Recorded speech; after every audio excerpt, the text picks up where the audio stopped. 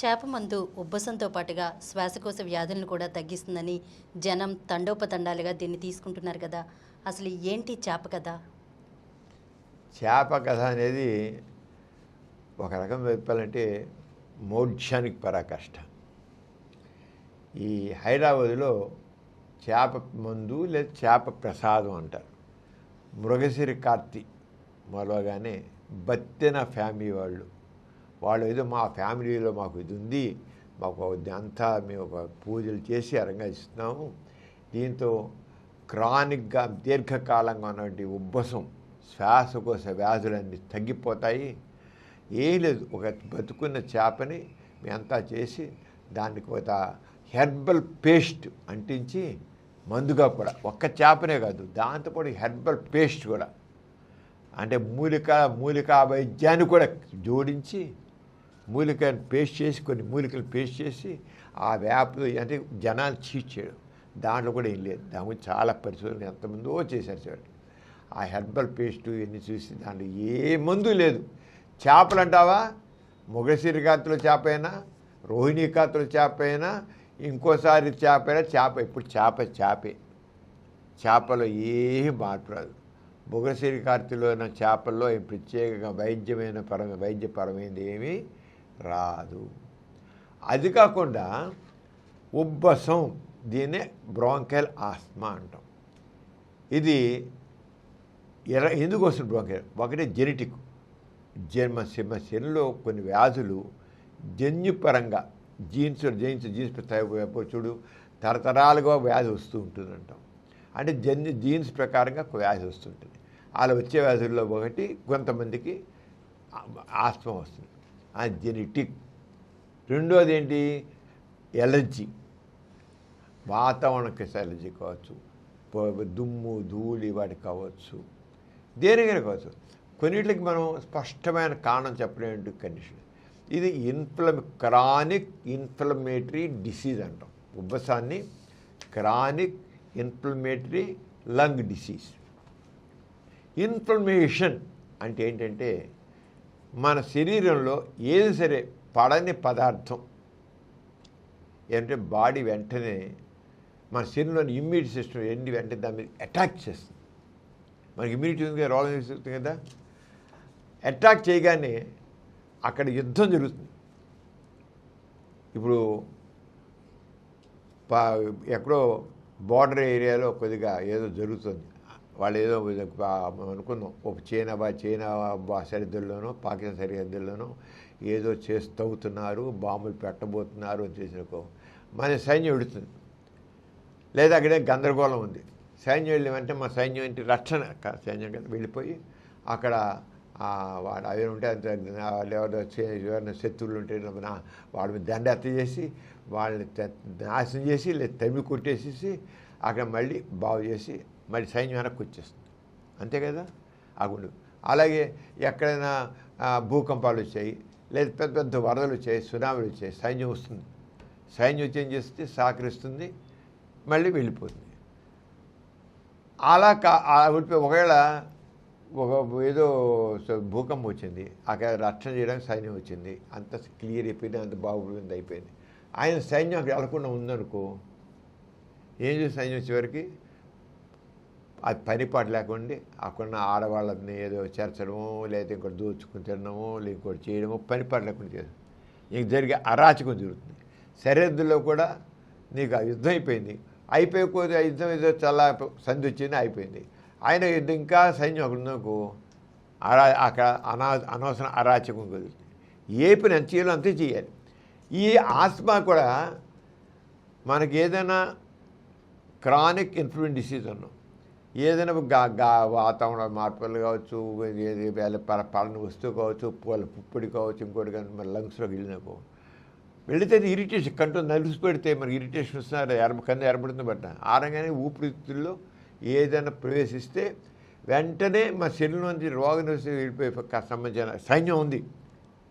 ఆ సైన్యం వెళ్ళి వాటిని ఎంత చేస్తే ఆ సైన్యం కొంత గందరగోళం జరుగుతుంది కదా, అక్కడ వాళ్ళు చేస్తారు, మనం చేస్తాం, రెండు చేస్తారు కదా, ఆ రంగా జరుగుతుంది కొంత. అప్పుడు కొంత బాధలు ఉంటాయి.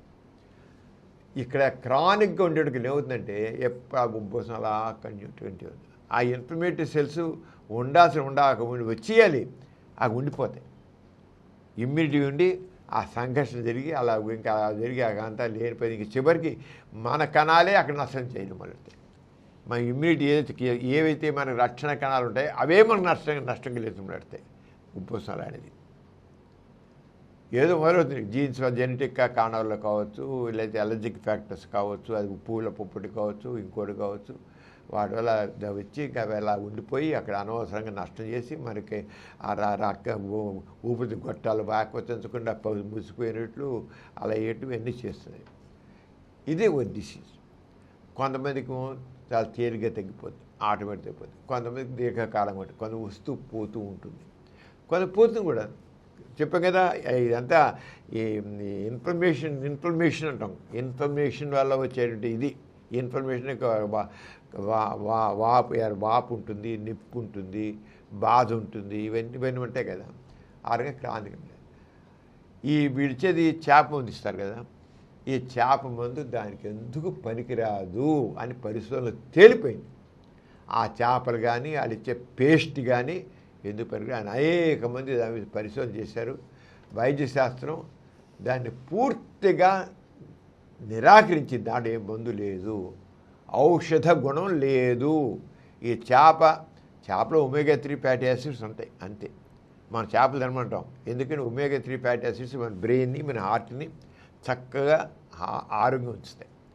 దేన్ని బ్రెయిన్ అండ్ హార్ట్ ఇంకా తక్కిన సిస్టమ్ ఉంటుంది. అంతేగాని ఉబ్బసానికి ఒమేగా 3 ఫ్యాటీ యాసిడ్స్ ఏమి గొప్పగా ఏం పని చేయరు. అది కాకుండా చేపను ఒక చేప ఇంతేస్తే అంతతో మొత్తం రోగం ఏం పోదు. ఒక చేపలు నోట్లో వేసి మింగేసి పైగా లైవ్ బతుకుందాన్ని పైగా లేనిపోయిన నష్టం కూడా ఉంటుంది. అది పైగా లేనిపోయిన పైకి వచ్చి ఊపిరి చస్తాడు పోయి. అంచేత ఆ ఇచ్చే హెర్బల్ పేస్ట్లో కానీ లేకపోతే చేపలు కానీ ఏమీ లేదు, కంప్లీట్ అయ్యింది. ఇది క్రానిక్. కొంతమంది చేస్తే తగ్గిపోయిందని చెప్పి జనాలు వచ్చేస్తారు. వస్తే చెప్పాక రెమిషన్స్ ఒకసారి పోతుంది, అది ఆటోమేటిక్గా ఆ టైంలో పోతుంది. కొంతమందికి ఇది వేయడం వల్ల పోలా, ఆ సీజన్ మార్పు వల్ల పోయింది, వాళ్ళకి మామూలుగా పోయింది. అది అంతేగాని లేదా కొద్దిగా ఊరికి లేకపోయినా కొంతమంది ఊరికే ఉంది నాకు ఆయుసం అంటారు. ఈ మందు వేస్తే తగ్గిపోయిందంటే సజెస్టిబిలిటీ మెంటాలిటీ. నిజంగా అక్కడ ఉండదు ఆయుసం. నాకు గాలి అన్నట్లా అంటుంటారు. సజెస్టిబిలిటీ కానీ మంది వేసాం కదా నీ పోయిస్తుంది పో. చాలామంది మనుషుల్లో సజెస్టిబిలిటీ మెంటాలిటీ ఉంటుంది.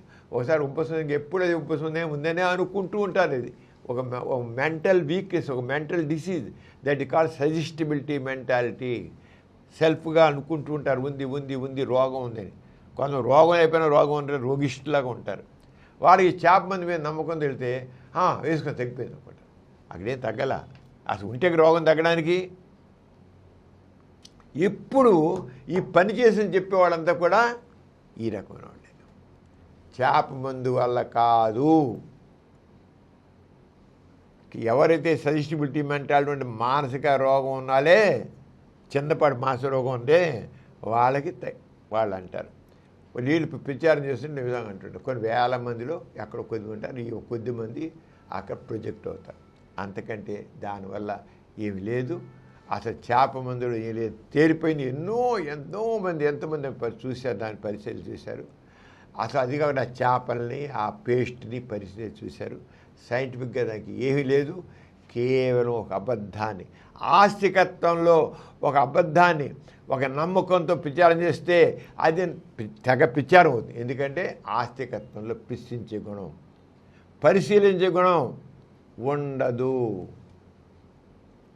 ఈ ఆస్తిక సమాజం ఉన్నంతకాలం ఈ రంగం మూర్ఖంగా గొర్రెల మందే వీళ్ళు అందరూ ఖచ్చితంగా గొర్రెల్లాగా ఉన్నంతకాలం, బుర్ర ఉపయోగించినంతకాలం ఇలాంటివి చలామణవుతూనే ఉంటాయి. ఈ చేపల మందు లాంటివి ఒకటి చేపలు ఉందంటాడు, ఇంకోటి విభూతి అంటాడు, ఇంకోటి నల్ల దారం అంటాడు. ఇప్పుడు చూడు చాలా కాళ్ళకి దారాలు కట్టుకుంటున్నారు. ఏంటి ఆ దారం? ఎవడ కట్టారు వాడు బాగుంది, ఎవడో కట్టించుకున్నాడు బాగుంది, అంతే. వాడు అన్నాడు కనుక ఇంత వాడు అన్నాడు వాడు. అంతేగాని ఆ మనుషులకి ఆలోచించే శక్తి లేదు. ఈ ఆస్తికత్వంలో ప్రశ్నించే గుణం, పరిశీలించే గుణం ఉండదు. ఆస్తికత్వం మనుషుల్ని బుర్రలు లేని వాళ్ళగా తయారు చేస్తుంది. ఈ చేప మందు కూడా ఆస్తికత్వంలోనే ఆస్తికులైన వాళ్ళే బుర్రలు లేకుండా ఉండి చేప మందుకి బానిసలు, దాసోహం.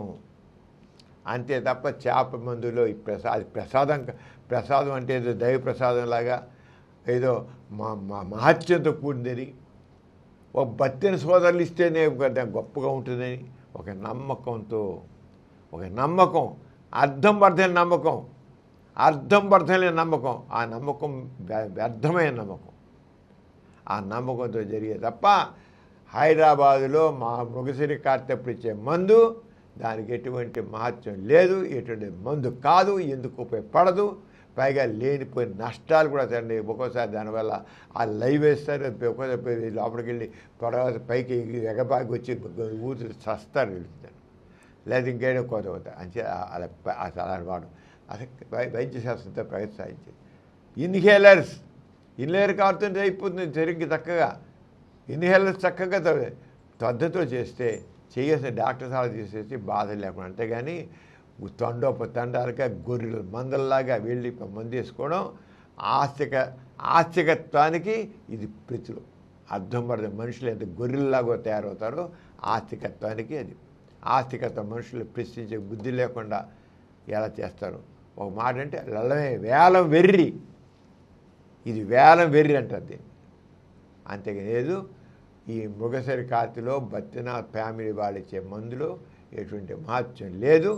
ఎవరైనా తగ్గింది చెప్తే అది కేవలం మాలు తగ్గుతూ ఉంటాయి, మధ్యలో వస్తుంటే పోతుంటే మాలు జరిగేది. అది ఆస్మాని 24 ఎవరికో తప్ప ఎప్పుడు మధ్యలో కొంతకాలం గ్యాప్ ఉంటుంది. అలాగే గ్యాప్ వస్తుంది, అసలు లేకుండా కూడా ఆటోమేటిక్ పోతుంది కూడా, కొంతమందికి ఆటోమేటిక్ పోతుంది. అలా పోయేవాళ్ళేమో దీన్ని అనుకోకుండా కోయిన్సిడెన్స్ అయితే దీని లెక్క. అంతే తప్ప ఇది ఏం మాత్రం లేదు. దీనికి ఏ రకమైన వైద్యం కానే కాదు, ముందు ఔషధ గుణం లేనే లేదు. అంతే. ఈ కార్యక్రమం మీకు ఎంతో నచ్చింది కదా.